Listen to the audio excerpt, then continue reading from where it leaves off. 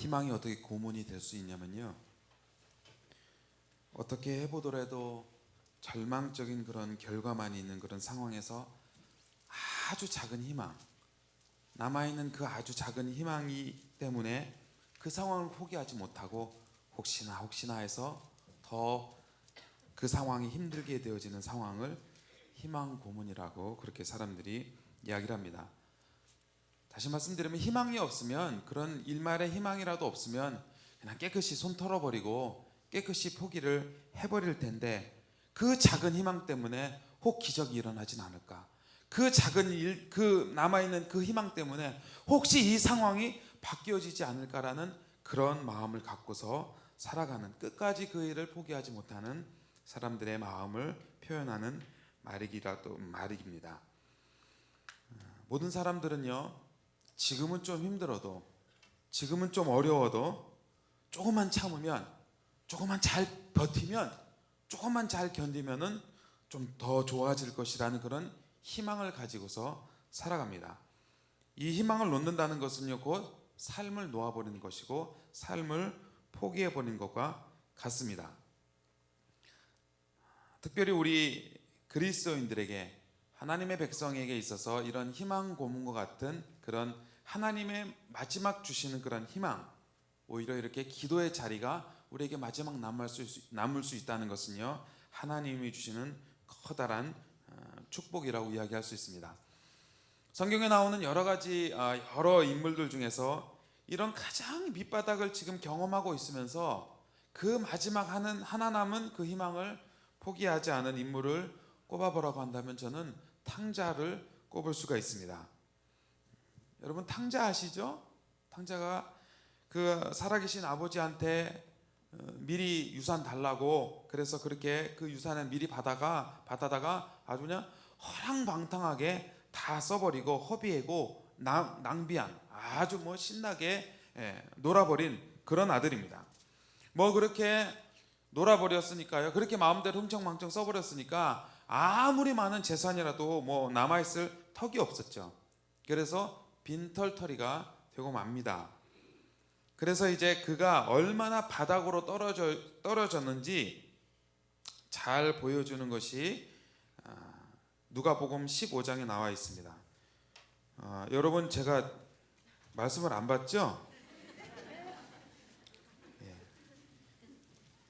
오랜만에 해서요. 누가복음 15장을 함께 보시겠습니다.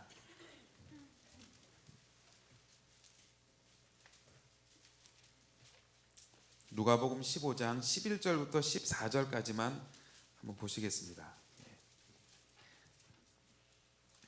11절부터 14절 한 절씩 보시겠습니다. 제가 먼저 11절 봅니다. 또 이르시되 어떤 사람에게 두 아들이 있는데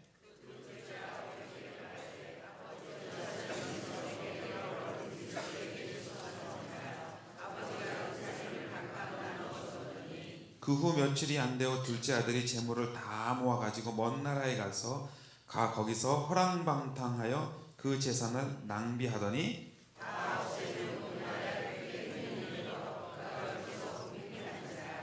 아멘.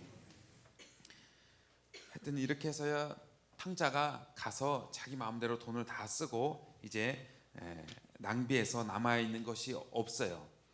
그래서 이제 이 탕자의 그런 상황을 뒤에까지 다 읽으면 너무 길어서 제가 읽진 않았는데요, 지금 이 탕자의 상황을 가장 잘 표현해 주는 것이요, 크게 흉년이 들어서 궁핍했는데 그 15절의 말씀해 보시면요, 가서 그 나라 백성 중 한 사람에게 붙여 사는데 그가 뭐를 하냐면요, 돼지를 쳤다라고 그렇게 성경은 15절에서 이야기를 하고 있습니다. 당시 이스라엘 백성들은요, 돼지라는 그런 음식을 불결한 짐승으로 여겼어요. 우리나라 분들은 삼겹살 좋아해서 돼지를 좋아하는데 이스라엘 백성들은 돼지를 안 먹습니다. 하나님께 제물을 바칠 때도 이 돼지라는 짐승은 사용을 하지 않았어요. 그런데 그가 지금 그런 이스라엘 백성들이 가장 혐오스럽게 여기는 그런 가증한 짐승인 돼지를 치고 있었습니다. 그리고 더 나아가서 그 돼지를 치는 그 돼지가 먹는 음식도 어떻게 먹어보려고 하니까 그것마저도 없는 너무나 비참한 바닥으로 지금 떨어져 있는 것이 탕자의 지금 상황입니다. 그러니까 지금 이 탕자가 돼지 먹는 그 쥐염 열매도 먹을 게 없을 정도로 얼마나 비참한 상태인지 잘 보여주고 있습니다. 이런 그에게, 이런 탕자에게 마지막 희망이 한 가지가 남아 있었습니다. 그것은 바로 아버지였습니다. 17절 말씀해 보시면은요, 그가 돌이켜서 내 아버지에게는 양식이만, 그렇게 얘기합니다. 그러니까 그가 정말 마지막, 지금 뭐 굶어 죽게 생기고 너무나 힘들고 먹을 것도 없고 그렇게 절망적인 상황인 가운데 그가 한 가지 희망을 붙들 수 있었던 것은 바로 17절에서 이야기하시는 내 아버지였습니다.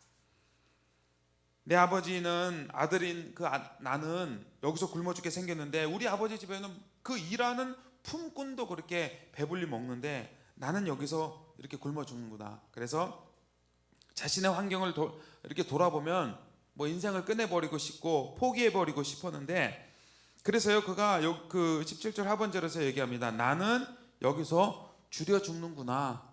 나는 끝이구나. 나는 더 이상 뭐 가망이 없구나. 아무리 돌아봐도 내가 여기서 더 이렇게 먹고 살 수 있는 그런 희망이 없구나. 그렇게 이야기를 하는 것이 내가 여기서 줄여 죽는구나. 그 말을 통해서 지금 이야기하고 있는 것입니다. 이게요 그냥 엄살 부리는 게 아니에요. 그냥 뭐 죽는다고 이렇게 죽겠다고 얘기하는 것이 아니고요, 죽음의 위협을 느끼면서, 여러분 혹시 집안에 먹을 것이 떨어져 본 적이 계신가요? 죽음의 위험을 느껴요. 어떡하지? 먹을 게 없는데 어떡하지? 그렇게 죽음의 위협으로 다가옵니다. 너무 무서운 공포입니다. 그래서요 그가 이렇게 공포를 느낄 만큼, 죽음의 공포를 느낄 만큼 너무너무 힘이 들었었지만, 삶을 포기해버리고 싶었었지만, 그렇지만 마지막으로 붙들은 것이 바로 아버지라는 희망이었습니다. 그래서 염치불구하고 맞아 죽을 각오를 하고 지금 이제 돌아가기로 결정을 한 것입니다. 그래서요 오늘 본문에 여러분 우리 같이 읽었었던 그 흉년이 들어서 14절 하반절에 그가 비로소 궁핍한지라. 여러분 저는 이 단어가요 탕자에게 있어서는 축복이라고 생각합니다. 궁핍하니까요, 굶으니까요 힘들죠.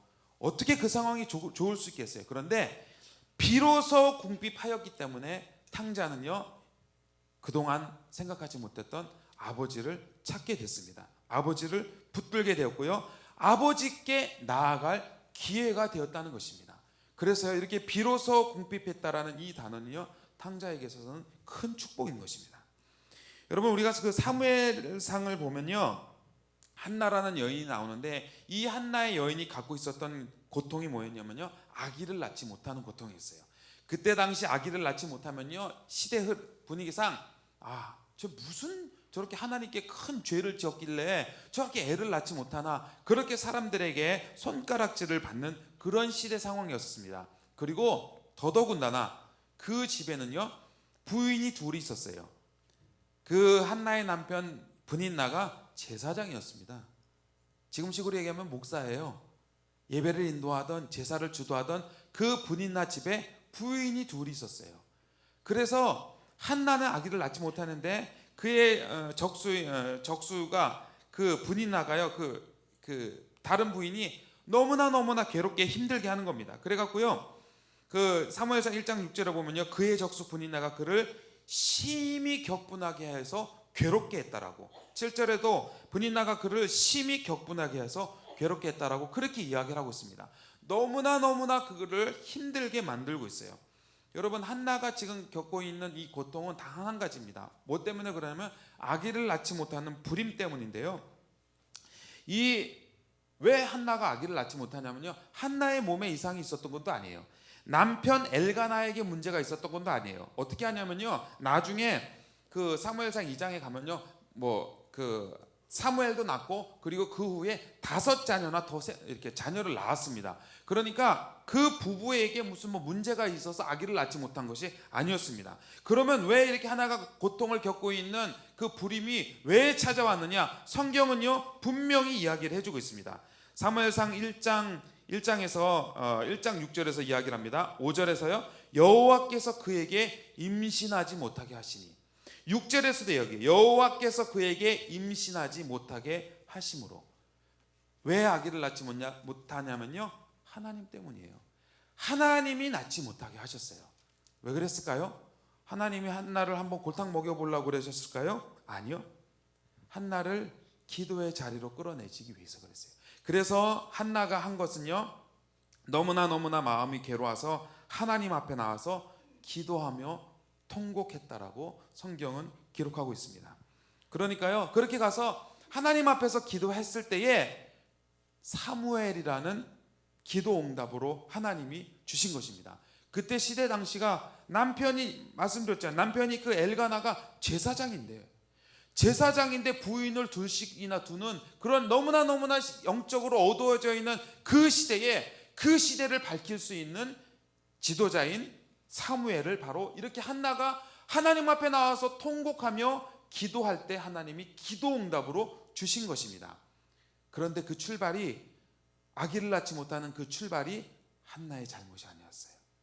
하나님이 그렇게 하신 것입니다.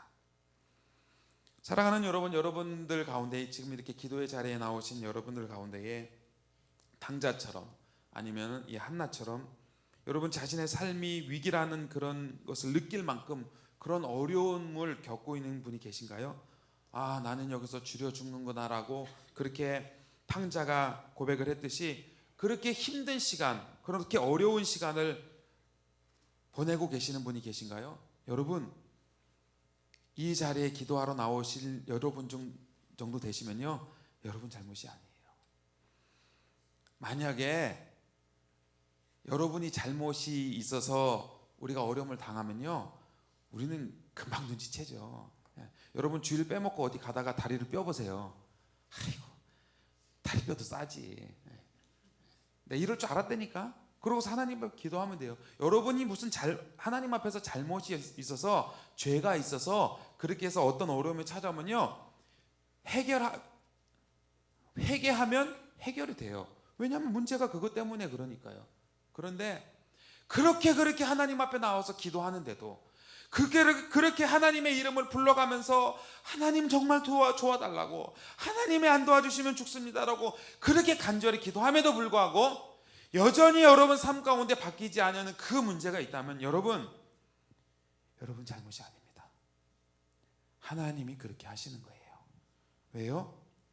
이렇게 기도의 자리에 나오게 하시려고요.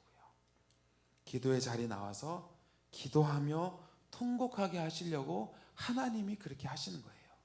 그래서 한나가 그 문제를 가지고 하나님 앞에 나와서 기도하며 통곡했을 때 사무엘이라는 기도 응답을 주셔서 그 자신뿐만이 아니라 그 가정뿐만이 아니라 민족의 역사를 바꿀 수 있었던 놀라운 기도의 응답이 되었던 것처럼, 여러분 기다림의 시간이 길면 길수록, 여러분의 고통의 시간이, 기도하면서 고통의 시간이 길면 길수록 하나님은요, 기가 막힌, 하나님만이 하실 수 있는 놀라운 기적의 역사를, 기적의 응답을 이루어질 줄 믿습니다. 여러분, 우리의 삶 가운데에 어려움이 있을 때, 탕자의 삶 가운데에 어려움이 있을 때 그것을요, 다른 사람의 도움으로 해결하려고 하지 않았어요. 시편 146편 3절에도 보면요, 귀인들을 의지하지 말며 도우림이 없는 인생들을 의지하지 말라, 그렇게 성경은 분명히 얘기하고 있습니다. 여러분, 도움 줄 만한 사람 아무리 찾아가 보세요, 여러분 큰 도움이 안 돼요. 그러면서 5절에서 말씀하십니다. 여호와 자기 하나님에게 자기의 소망을 두는 자는 복이 있도다. 이런 축복이 여러분에게 있으시길 축원합니다. 탕자가 잘한 것이 딱 한 가지 있었어요. 참 이 나쁜 놈의 자식인데, 이게 잘한 것이 딱 한 가지 있었어요. 그것은 바로 아버지에게로 돌아간 겁니다. 그가 그렇게 아버지에게 나아갈 때 너무나 염치 없고 부끄럽지만 그래도 맞아 죽을 각오를 하고, 뭐 내가 아버지 아들이라고 안 불려도 좋아요. 그래서 그냥 품꾼 하나라도 좋아요. 그렇게 맞아 죽을 각오를 가지고 갔습니다. 그런데요, 그렇게 갔을 때에 아버지가 그를 보시고요, 여러분 20절 보실까요?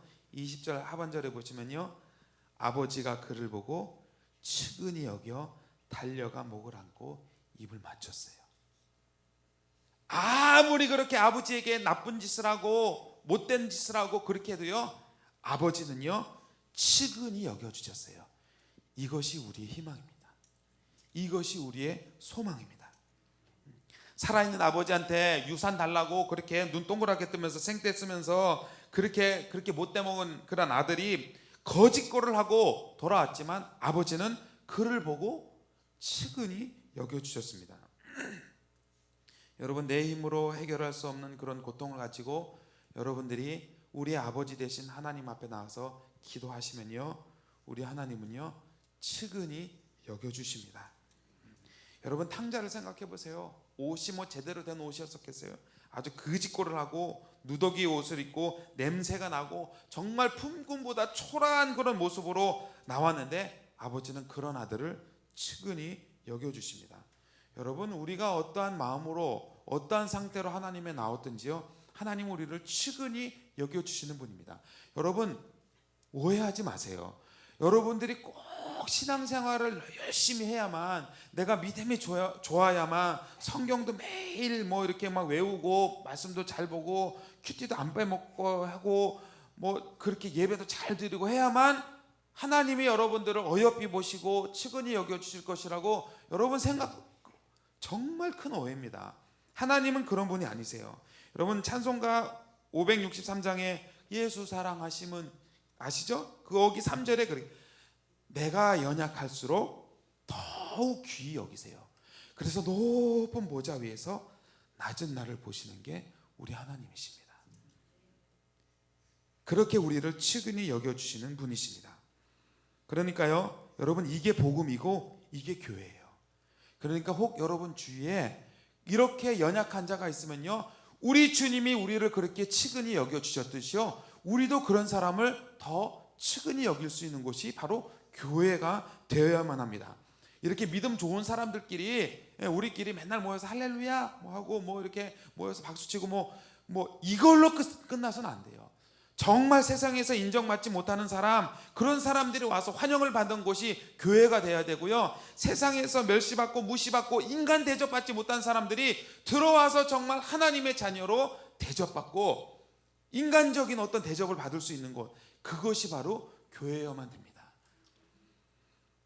여러분, 그러니까 교회에 올 때 막 깨끗하게 입고 오시는 것도 좋지만 너무 다른 사람들이 볼 때 막 부담이 느낄 정도로 집에 있는 뭐 이거 다 꺼내 갖고 낄 거 끼고 막 찰 거 차고, 여러분 그러지 마세요. 안 그러셔도 돼요. 여러분, 제가 선교지에 있으니까 참 좋은 게 뭐냐면요, 중국에 있을 때요, 저는 산지족을 섬겼거든요. 묘족을 섬겼어요. 저분이 도대체 교회에 오신 분이 맞나 할 정도로 정말 그런 모습으로 교회로 오세요. 근데 교회 장로님이세요. 저분이 정말 무슨 그 예배를 드리러 오신 분이 맞나? 근데 그날 설교하신 분이세요. 여러분, 겉모습으로 하나님께 나오는 게 중요한 게 아닌데, 우리는요, 내가 너무 막 이렇게 깨끗하게 입고 와야만, 뭐 그것까진 좋아요. 여러분, 거의 이렇게 제가 앞에서 보면 거의 여러분 앉아있는 자리가 거의 정해져 있어요. 그분은 꼭 거기 앉으세요. 그래서 이렇게 보면 다 그분인데, 혹시 여러분 옆에 남루한 옷을 입고 앉아 계신 분이 계시더라도요, 눈치 주지 마세요. 슬금슬금 옆으로 가지 마시고 이렇게 쳐다보지 마세요. 오히려 하나님의 관심은요, 그런 분들에게 더 가 있어요. 내가 연약할수록 하나님은요 더욱 귀히 여겨주시는 게 그게 복음이고 그게 하나님의 사랑이라는 것입니다. 여러분, 그 증거로요, 이 지금 누가복음 15장이 그 예수님께서 비유로 말씀하신 잃은 양, 잃은 드라크마, 그 다음에 탕자 비유, 이 말씀을 해주셨는데, 이 비유를 지금 우리 예수님께서 누구에게 말씀해 주셨냐면, 여러분 3절을 보실래요? 예수께서 그들에게 이 비유로 이르시되 하면서, 이제 여러분 성경에 빨간색으로 이렇게 쭉 돼 있을 거예요. 11절에 또 이르시되 해서 빨간 걸로 쭉 돼 있고, 우리 주님이 말씀하십니다. 그런데 예수님께서 그들에게 비유로 말씀하신 이 그들이 누구냐면요, 신앙생활 잘하고 있는 예수님의 제자들이 아니에요. 그 윗절에 한 절만 위에 보시면요, 바리새인들과 서기관들이 수군거려서 이르되, 왜 예수님이 죄인들하고 밥을 먹는데? 왜 예수님이 저기서 저 사람들하고 이렇게 어울린대? 그래서 우리 주님이 3절부터 그들을 향해서, 그렇게 죄인들과 세리와 어울리는 것을 수군거리고 있는 그 바리새인들을 향해서, 서기관들을 향해서 우리 주님이 지금 이 비유를 쭉 말씀을 해주시는 겁니다. 그러니까요, 지금 오늘 우리가 본문에 봤던 이 11절부터 이 마지막 그 32절까지 이 탕자의 비유에서 우리 주님이 말씀하신 진짜 주인공은 탕자가 아니에요. 정말 주인공은, 이 들으라고 하신 말씀에서 정말 주인공은 누구냐면요, 그 집에 있었던 맏아들입니다. 큰아들이에요.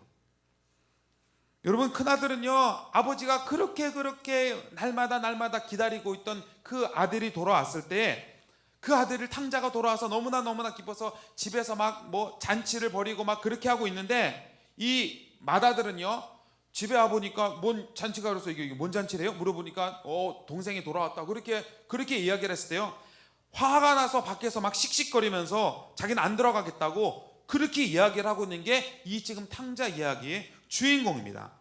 아버지가 어떻게 그럴 수가 있냐고. 나는 맨날 아버지를 위해서 그렇게 맨날 일 열심히 하고 있는데 나한테는 그 새끼 양 하나 안 주고 염소 새끼 하나 안 주면서 그 아버지 재산 그렇게 마음대로 막 써버리고 온 그 못된 먹은 놈 그 아들이 왔는데 그 아들을 위해서 잔치를 벌인다는 게 이게 웬 말이에요. 그래서 화가 나서 지금 나 들어가지 않겠다고 밖에서 막 씩씩거리면서 지금 있는 것이 바로 큰아들입니다.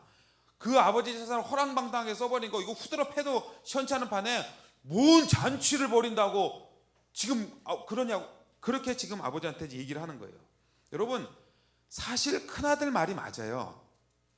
신명기서 21장 18절 이하에도요, 완악하고 패역한 아들은 율법에서 이야기를 합니다. 돌로 쳐 죽여야 돼요. 그게 맞아요. 그래서 그렇게 아버지 살아있는 아버지한테 유산 받아갖고 뭐 멀리 가서 지 마음대로 써갖고 돌아온 이거는 돌로 쳐 죽일 수 있는 게 율법이고 그게 맞는 이야기예요. 지금 큰아들이 괜히 뭐 투정 부리거나 뭐 질투에 의해서 뭐 그렇게 하는 말이 아니고 맞는 말이에요. 합리적입니다. 그런데요, 큰아들이 놓치고 있는 것이 한 가지가 있습니다. 그것은 바로 아버지의 마음을 놓쳤어요. 아버지는요, 탕자가 아무리 완악하고 패역해서 집에 있는 유산 다 챙겨서 나갔어도 그 아들이 돌아오기를 기다리고 있었습니다. 그러니까 큰아버지가 큰 아들이 정말 아들을 위한다면요, 맨날 밭에만 나가서 그렇게 일할 게 아니고 그 집 나간 동생을 찾으러 갔었어야 돼요. 수소문을 해봤었어야 돼요. 그리고 이 아들 어디 있는지, 내 동생이 어디 있는지, 얘가 어디서 뭘 하고 있는지 최소한 어디 있다는 생사 정도는 알고서 아버지한테 얘기를 해줬었어야 됩니다. 그런데요, 그는 집에서 일은 열심히 했죠. 지금 탕자가 돌아왔을 때 큰아들은 뭐 하고 있었냐면요, 밭에서 일하다 돌아왔거든요. 그렇게 일은 열심히 해서 그 아버지 재산을 뭐 불렸는지는 모르겠지만 진짜 아버지가 원하시는 것은 몰랐어요. 그래서 동생 탕자가 돌아와서 아버지는 그렇게 기뻐하시면서 잔치를 벌이는 것을 도저히 이해할 수가 없었습니다. 왜 이렇게 쓸데없는 짓을 하시는지 이해할 수가 없었어요. 그래서 분노한 겁니다. 그래서요, 30절에 그 아버지가 와서 이제 들어가자 막 이야기할 때 자기 동생을 동생이라고 이야기하지도 않고 이 아들이라고 이야기합니다. 이렇게 허랑방탕하게 써버린 이 아들이 돌아왔다고, 그러니까 난 동생이라고도 여기지도 않겠다고 그렇게 지금 이야기를 하는 것입니다. 여러분, 큰아들의 관심은요, 오직 30절에 나와 있는 아버지의 살림이었어요. 큰아들이 화난 건 딴 것이에요. 아버지의 살림을 그렇게 마음대로 써버린 그 아들이, 그 동생이 도저히 용납할 수 없었고, 나는 오직 밭에 나가서 열심히 해서 그 아버지의 살림을 더 많이 하고 더 크게 하고 그런 일에 관심이 있었다는 것입니다.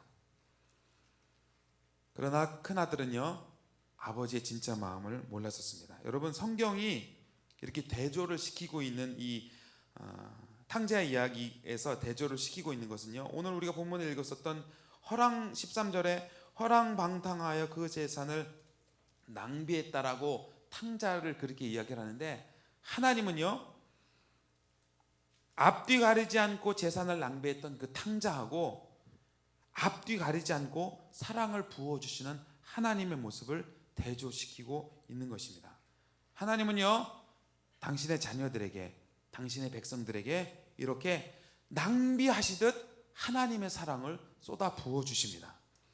사랑을 받을 자격 없는 탕자에게 그렇게 하나님의 사랑을 쏟아 부어 주시듯이 여전히 하나님은요, 우리에게 받을 만한 사랑, 자격이 없는 우리에게 그 사랑을 낭비하시듯 쏟아 부어 주십니다. 그래서 오늘 우리가 이 자리까지 올 수가 있었어요. 여러분, 우리가 하나님 사랑 받을 만해서, 직분 받을 만해서, 하나님의 일을 할 만한 일꾼이어서 그래서 사랑받는 거 아니에요. 이렇게 낭비하시듯이 부어주시는 그 사랑, 하나님이 연약하면 연약할수록, 탕자처럼 그렇게 연약하면 연약할수록 더 부어주시는 그 사랑, 그래서 사람들이 볼 때, 그걸 이해하지 못하는 큰아들이 볼 때 이거는 낭비한다라고 생각을 하는 겁니다. 그런 사랑을 하나님은요, 오늘도 우리에게 부어주시고 오늘도 교회에 부어주신다는 것입니다. 여러분, 이렇게 하나님의 사랑을 낭비하는, 이런 낭비하는 사랑을 대표적으로 보여주는 것이 여러분 선교 아닐까요? 뭐 눈에 보이는 이 지역을 위해서 무슨 섬긴다든지, 뭐 교회 주위에 뭐 위에서 섬기면 그래도 눈에라도 보이죠.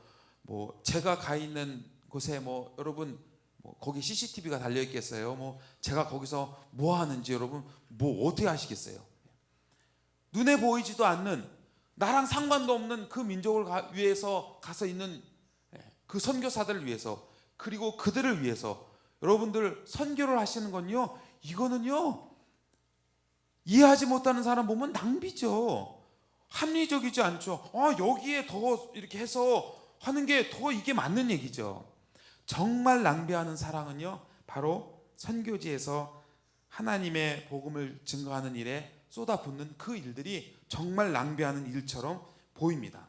그런데요, 하나님은 지금도 낭비하시듯이 이렇게 열방을 위해서, 땅끝을 위해서 당신의 백성들을 보내세요.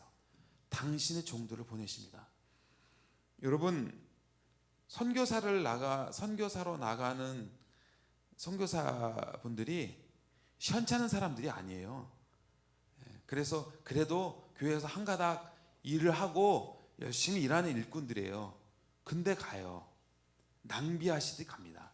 제가 지금 일하고 있는 선교센터에서도 그 선교사님, 목사님과 선교사님과 사모님 6살짜리 4살짜리 아이가 순교를 한 자리예요. 그곳에 교회가 세워졌어요. 선교센터가 남아서 그곳에서 저희가 사역을 하고 있고요. 그 다음에 오신 선교사님이 그 비행기가 떨어진 자리, 그래서 그 가족이, 일가족이 순교한 그 자리에 교회가 세워졌어요. 그 교회 이름이 포첸통 교회인데요. 그렇게 교회가 세워졌습니다. 여러분, 이렇게 하나님은요, 지금도 당신의 백성들을 믿지 않은 영혼들을 위해서 낭비하듯 쏟아 부으십니다. 여러분, 우리도 그래야 돼요. 여러분, 우리 주위에 하나님을 알지 못하는 그 사람들에게 낭비하듯 우리의 사랑과 우리의 관심과 우리가 갖고 있는 시간과 우리의 물질과 우리의 모든 것을 그 사람들을 위해서 쏟아 부을 수 있는 게, 이게 진짜 교회입니다. 이게 진짜 하나님 사랑입니다. 여러분들이 그렇게 하시는 수고와, 그렇게 수고하시는 열정과 노력과 헌금과 이런 거요, 믿지 않은 친척들이나 믿지 않은 가족들이 보시면요, 정신 나간 짓이에요. 여러분, 혹시 그런 얘기 안 들으시나요?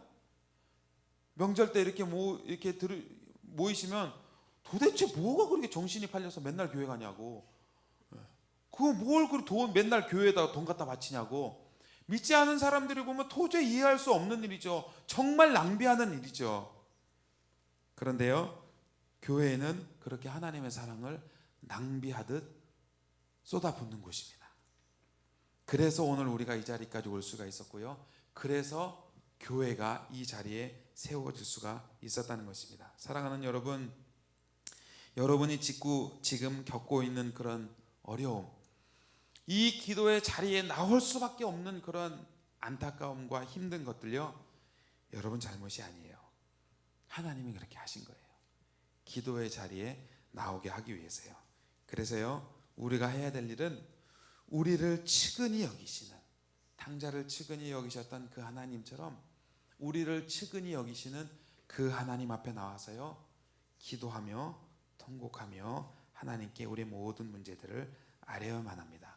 그리고 그렇게 하나님께 아뢰고 난 다음에, 그렇게 우리가 하나님께 사랑을 받고 난 다음에 우리도 하나님을 알지 못하는 사람들에게, 그리고 우리 주위에 있는 너무나 연약한 자들에게 낭비하듯 그 사랑을 부어줄 때에 이 땅 가운데에 하나님의 영광이 임할 것이고 땅 끝 가운데에 하나님의 영광이 임하실 것입니다.